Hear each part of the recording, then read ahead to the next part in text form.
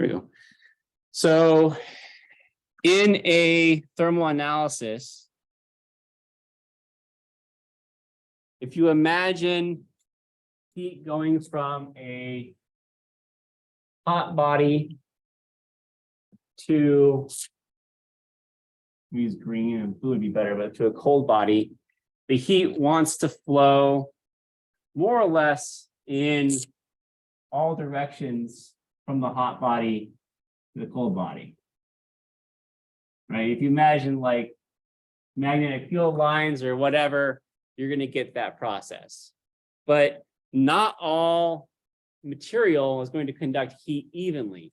So if I have a steel rod between these two parts, let me get it in the color.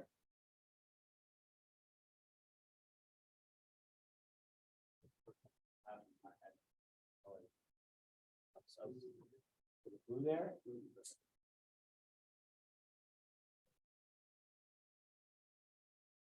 So if I have a steel rod or an aluminum rod or something else between these two bodies, right, then that is going to be a much better conductor than the insulator of the air around that part. And so what's going to happen is very quickly, this end of the rod is going to become the same temperature as the hot body. And this end of the rod is going to be the same temperature as the cooling body. And then the distribution of temperature inside that part is going to be a linear distribution of heat. So if we were to chart the temperature of this part, it would start at hot at the 0 distance. And at the end, it would be at whatever the cold is. And the function would look just like that, straight line. I'm just going to make sure it's kind of lined up. Does that make sense? Now, if that geometry is not constant, then we will not have a linear relationship between position and heat. So if I were to go through and take a section of this bar and make it more resistive to heat flow by adding, say, a gate to it where it gets very thin over that portion, now that section of the bar is no longer able to conduct heat as efficiently as the rest of the bar. So the drop or the change in temperature is going to be much less in this portion where it's thick, high in this portion where it's thin, and then low again in this portion where it's thick. So rather than having this linear relationship here, you're gonna have something that looks more like a very, very shallow line at the start, followed by kind of a linear drop off, very near to cold, and then another very shallow line at the end. Does that make sense? So one of the more common analogies of this, if you think about the flow of heat through the system is like the flow of fluid through a series of pipes. The narrower I make the pipe, the larger the pressure differential is going to be across any section of the pipe. So if I put a little gate in the middle of a set of pipes, the pressure drop is going to occur mostly at that gate, right? And less so in the regions around it. And we kind of saw that in our fluid analysis that we did a few months back. And you can even look at this as a system of resistors. So this is an element with very low resistance. This would be an element with a high resistance. This is an element with a low resistance. And you can use a voltage analogy to look at this analysis too. So basically the takeaway here is larger areas are going to more efficiently transport heat than smaller areas. Does that make sense, everybody? So let's take a look at what that looks like inside Solidworks. I'm going to make a rod. So I'm just going to go to the front plane. I'm going to draw a circle. I'm going to give it a diameter of, say, a 1/2 inch, so 0.5. I'm going to extrude that to a length of, let's say, 5 inches. And accept it. Now I've got my cylinder. And now what I can do is I can add thermal loads to this cylinder, and I can add them using a number of different parameters. So in simulation, do new study, And then down here at the bottom, you should see thermal. I'm going to leave that up on the screen for a few seconds just so everyone sees where that is. Again, I've just got a 1/2 inch diameter, 5-inch long aluminum rod, and I'm going to use this to create a thermal study. Anyone need me to repeat any parts of that, or is it all fairly straightforward? It's definitely waiting for your computer to respond or something. Luckily, we're recording it, and we've not done anything too complicated, so you can probably repeat it. All right, let's take a look. We're going to do a couple different versions of the same thing. So I'm clicking on thermal. I can give it a name here. I don't have to. I can just say thermal 1. That's fine. Click on the green check mark. You'll notice that our setup on this looks almost exactly the same as the setup that we have for a finite element analysis. I've got connections, I've got thermal loads, and I've got my mesh. And then after I run it, I'll also have the results. So really all I have to do is to specify what the thermal loads on the part are. So I'm going to right click and I can say temperature. I can use convection. I can specify a specific heat flux. I can specify a certain amount of power, and I can also have radiation. So really what you're going to do is you're going to apply whatever conditions you want to the surfaces of the part based off of what you expect the flow conditions to be around those surfaces. Does that make sense to everybody? So I'm going to start off with the same example we have here. I'm going to do temperature, and I'm going to put this side at Celsius, let's say 100 degrees Celsius. And I can click on OK. I can come over to the other side. And again, I can do another thermal load temperature, and I can make that Celsius. Let's say this is 20 degrees Celsius. So here I've got a bar with 2 thermal loads, one hot end, 100 degrees, and one cold end, 20 degrees, right? Again, that's like boiling and then kind of a cooler room temperature. You know, like 22, 23 is a more common ambient room temperature. Does that make sense, everybody? If I want to, I can also apply a cooling effect on the outside of this, but to get this effect, I'm just going to have just those 2 loads. So I'm going to run this. And it's going to solve it. And you can see here, this is my plot. I have the temperature. This is in Kelvin. I'm going to edit my chart definition just to change my units to Celsius. And you can see that just like I said on the board, there's a linear relationship between temperature and distance across this body. And it's the same cross section all the way across. So the thermal flux throughout the whole thing was a certain amount. Now I can, inside these results, also define different thermal plots and different things to measure. So if I want to figure out what the temperature gradient or the heat flux is, in this case, maybe I want the heat flux in the Z direction, right?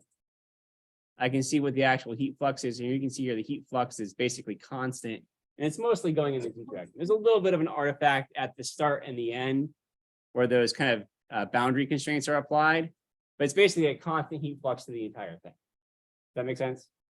Because it's transferring the same amount of watts per meter squared throughout the whole bar. Any questions on that? Stefan, did your thing start working? You just gave up. Do you want to try getting a different computer, or are you restarting? Okay, so just watch. Next thing I want to do is I want to make this into a thermal gate so you can all see the fact that when I change the diameter of this, even with the same constraints, I get very similar results as to what I plotted on here. So let's go back into our model. And then I'm going to go to the front plane. Let's go to the top plane. What I'm going to do is I'm going to do a revolve cut to make this down into a thin section somewhere near the middle of the part. So I'm going to use a rectangle. I'm using the edge rectangle, so a corner rectangle. The outside of that rectangle is on the outside of my part, and the inside, I'm going to give that a diameter of 1/8 of an inch. And we'll make it an inch long. And I don't really care where it is along the length, but just to have this fully defined, I'm going to say it's, I don't know, 3 inches from the end. Let's do 2 inches from the end. It's 5 inches long, so it's 2 inches, 1 inch, 2 inches. That works out okay. I'm going to exit that sketch. I'm going to revolve cut, or not, sorry, not extrude cut, revolve cut to cut that out. And now I've got what's called a thermal gate. And a thermal gate just works like it would for a gate in a series of reservoirs. It restricts the flow from one side to the other side.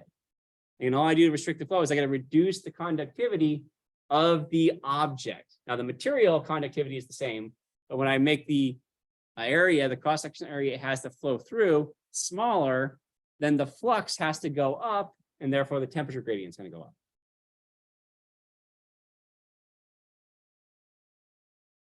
Questions on that geometry? It doesn't have to be exactly that, but if you've got some kind of restriction, it should give us the results that we want to see.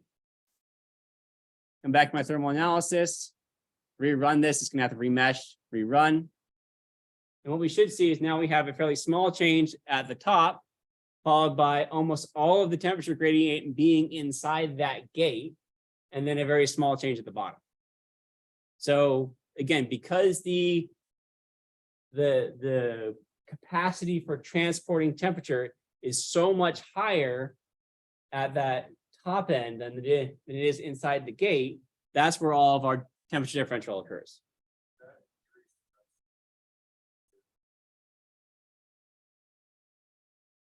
I mean, so in this case, I'm only getting the aluminum to 100 degrees Celsius, which it doesn't give a shit, right? Like it's not a significant temperature differential for aluminum, right? Now, if this was, 1,000 degrees or something, or if I was trying to force a certain amount of flux through this part, then that would make a big difference. And that's the kind of thing I want to show you next. So if I was say, this is just understanding what's happening with flux. Let's use this to say we want to design a heat sink.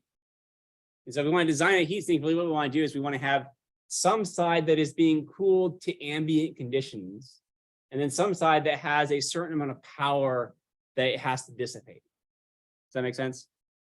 So we'll do that in just a second. I want to show you, here's the heat flux in the Z direction.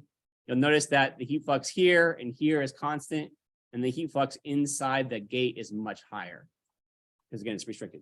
The total flux is the same, right? But the flux per unit area is much higher inside that gate. And the temperature gradient is proportional to the flux and the conductivity of the material. Questions on that? All right, so let's design a heat sink. So what does a heat sink look like? Got fins, right? Why does it have fins? Dissipate heat. Why does that matter, right? We already talked about the larger the area, right? The smaller the heat flux is going to be, means the temperature differential is going to be less.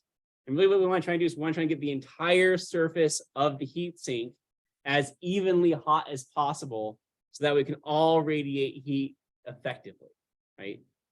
So let's take our part here. I'm going to go back to my model. I'm actually going to leave that gate there just so we can show you what that happens. I'm going to edit this a little bit. So I'm going to edit my sketch. I'm going to move that gate up towards the top to give me some more room. And then I'm going to add some fins to this. And really just I'm going to add one fin and then I'm going to pattern it, because why would I waste a bunch of time, right? So let's go to our top plane again. And I'm going to add one fin.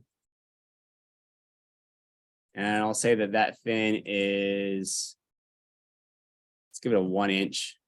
Ooh, that's not where I want it. You need to be on the middle. I'm going to get a center line here. It goes across through the middle of my part. And I'm going to put the edge of my fin on that center line. It'd be collinear. I don't only have one selected. Center line and edge. There you go, collinear. There you go. And I'll make it, let's say, 1/10 of an inch thick. And we'll start it, let's say, a ½ inch after the end of our gate. That's fine. I'm going to revolve that to make a plate. And then I'm going to pattern that plate.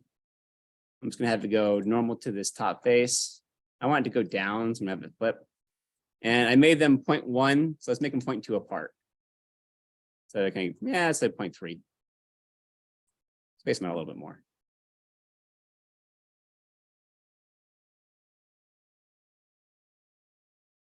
So that's not a good heat sink because, again, we've got that thermal break there, but we'll be able to see what's happening inside this and kind of remove that break and then kind of understand what some of the things are happening inside this design. So we're not concerned about how good of a heat sink this is at this point. We're trying to understand how the heat flux works and what parameters might make for a good heat sink. We got something similar to that? Caitlin, you're good? Okay. I'm going to go back to my thermal analysis. Now, if I'm designing a heat sink, chances are I don't have a known temperature. Probably I have a component that has a certain amount of waste energy that it produces. So maybe it's a transistor, maybe it's a motor, and that motor produces a certain amount of heat, and I need to dissipate that much heat. So it's, it's a 100-watt motor, and it's 90% efficient. So it's going to have to dissipate 10 watts of heat, or it's a 1,000-watt motor, and it's 80% efficient. You have to dissipate 200 watts of heat, something like that. So I'm probably going to have a energy flux that I have to deal with. So I'm going to delete this temperature constraint. And I'm going to delete this temperature constraint. And instead, I'm going to do a heat power. I'm going to put that heat power somewhere on this end. I'll put it on the very end because that's probably the easiest thing to look at. And let's say it's 100 watt, old school style incandescent bulb, right? I'll click OK. Now what I want to do is I want to say, okay, well, if I'm going to radiate heat into the atmosphere, I can apply a convection load to all the other surfaces. And one of the nice things about Solidworks is it has me to do select all exposed faces. And now I don't have to click all ones. I do want to unclick this base one because that's where I'm generating my heat. And if I want to unclick some of these other ones as well, I can deselect them. But that button right there, very important, because most of the time when you're designing something like this, you've got a lot of faces because you've got fins or bars or rods in some kind of pattern. And you don't want to have to manually select all. You just want to say, hey, this is what it is. Now you do need to have a convection coefficient as well as an ambient temperature. So this is where I have a convection table here. And you want to say, what do you want to have for your convection coefficient? Right, so these are typical heat transfer coefficients. Air, somewhere between 10 and 100. This is not, so somewhere between forced or free. So you can look through all these and kind of figure out which ones you want to use. Probably if I'm using free convection in air or low forced convection, somewhere like a 10 is probably appropriate. Again, this is the same, this is watts per meter squared degree Kelvin. So I'm gonna use 10. And then my ambient temperature, I'm obviously not at 0 Kelvin, right? So I can look up with me, what is room temperature in Kelvin? It doesn't give me the option to change that. So let's say it's 193 in my ambient temperature. Now I can't change my units up here, and then it'll change this to Rankine, but it has to be an absolute, just the way the engine works. I don't know why it just doesn't convert it on the back end, but it doesn't give you that option. Whatever, it's easy to convert yourself. So now I've got two totally different constraints. One, which is my power flux, so the total amount of energy I need to dissipate. And then one, which is the ambient temperature or the ambient conditions that I'm going to dissipate that to. And again, I can run this. And in this kind of study, I'm not really looking at the hux. I probably do care just how hot is my motor or whatever it is, the thing I'm going to cool, going to get, and then how efficiently is my heat sink dissipating and distributing that heat. Corbin, do you guys need something? You hit finish. It should show up in those folders.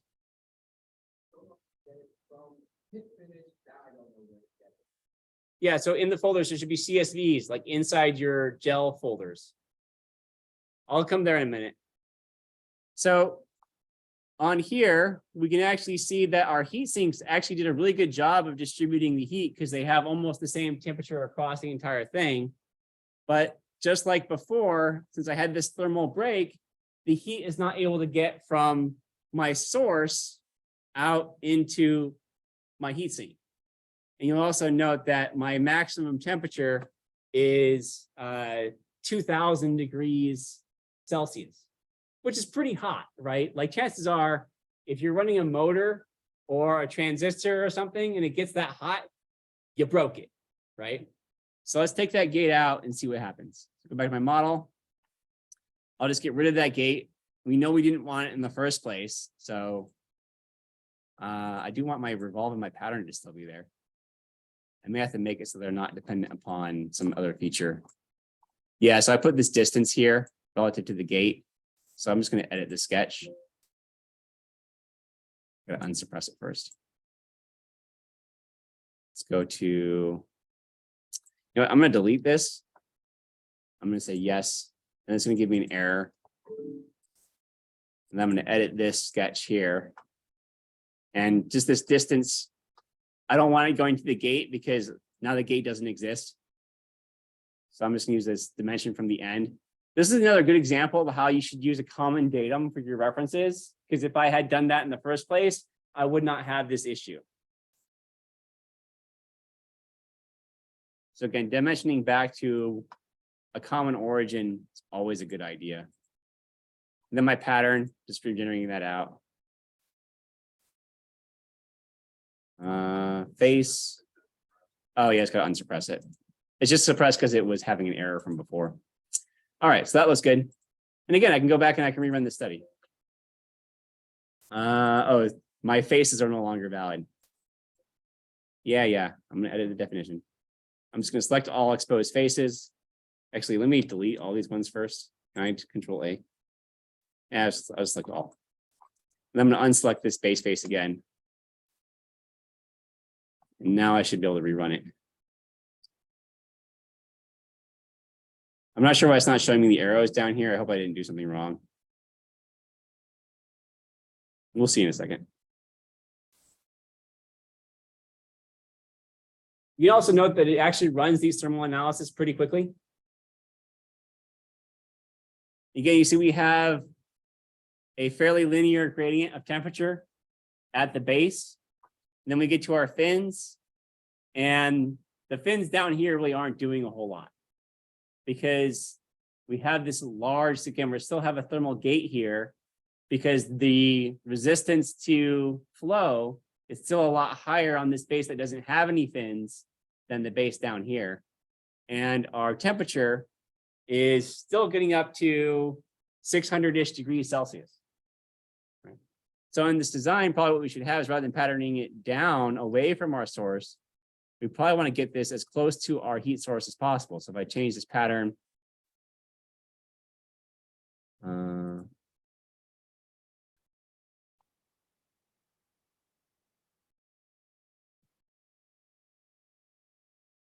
me try saving this part. I probably need to rebuild.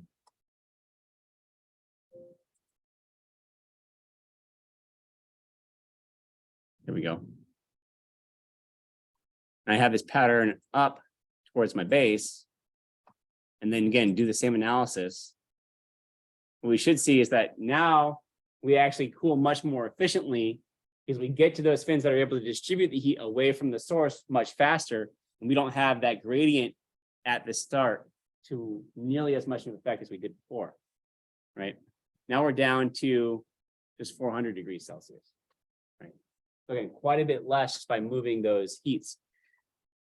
We still have a significant change in temperature right here at the base. And that's why a lot of times when you see a heat sink, you have basically a big plate that all the fins connect to as a common source, so that we can conduct heat to those plates as quickly as possible. These plates, notice there's almost no heat transfer across the plate itself.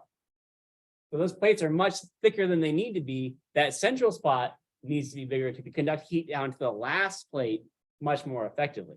So if I wanted to make this a more efficient use of material, what I would do is I would make these plates thinner. So I actually need to edit the revolve. Again, because I can make these real thin, right? Let's say 0.2.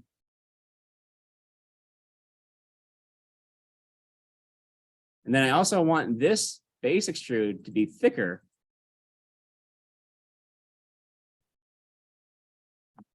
Oh, that's the wrong way. Let's say 0.75. And it doesn't need to be nearly as long.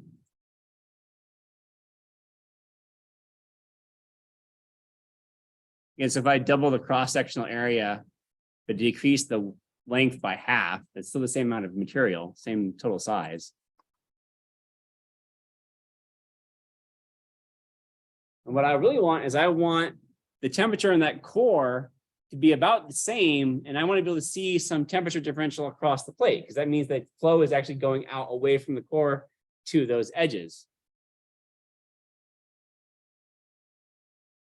Now, decrease this size, but I still have a, a lower heat transfer coefficient. Again, I'm still getting a lot of that temperature differential right here at the base. So the closer I can move that first fin in, the better I'm going to get, better results I'm going to get. Does that make sense to everybody? All right. What I'd like you to do for the remainder portion of class today is just play with this and try and develop some geometry that is an efficient use of material to transfer heat away from a power source like we've defined in here. So you can make a box and then have fins on it. You can make this into a cone or something else instead of just a cylinder. You can just change the length, width, number of fins that I have on here. Come up with some reasonably efficient heat sink. Does that make sense? And by efficient, I mean the lower the temperature you can get here at the base for the least amount of material in terms of the total mass of this part, assuming you're using 6061 aluminum, right? And then on Wednesday, we'll talk a little bit more about some things you might want to do to look at thermal loads inside of other components, not just components specifically for dissipating heat. Sound good? All right. I was recording that, right? I think I was. Yes, you were.